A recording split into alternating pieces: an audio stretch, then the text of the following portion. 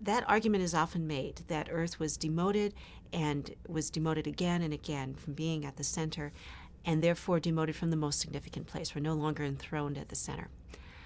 All of that language came well after these discoveries.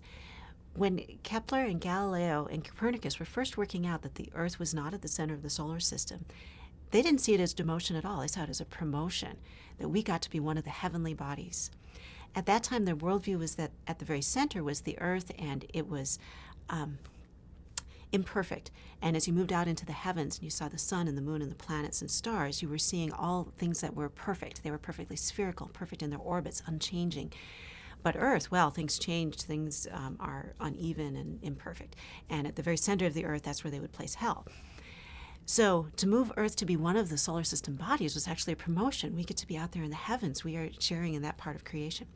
It was only afterwards that people got this fixation that the center was the best place, and now we were moved out of the best place. So I don't see the center as being the most significant place, and so it doesn't concern me that we are not in this unique spot in the universe. And I don't think looking at our location or our size in the universe is the best way to measure our significance and worth either. How should we measure our worth? Well, we measure the worth of each other by our interactions with other people, by how we value them, our love for other people, how they love us.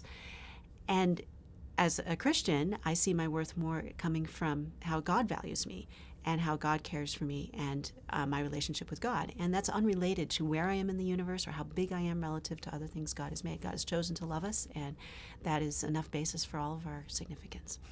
In fact, the Bible itself teaches this. In Psalm 103, it says, as high as the heavens are above the earth, so great is God's love for those who fear him. And as far as the east is from the west, so far as he removed our transgressions from us. The Bible says, yes, the universe is vast. It's huge, beyond all your imagining. But when you look at that, you shouldn't think, oh, I'm so small, I'm so unimportant in God's eyes. No, you should see how great God's love is. It's supposed to be an object lesson of God's love, not of our insignificance.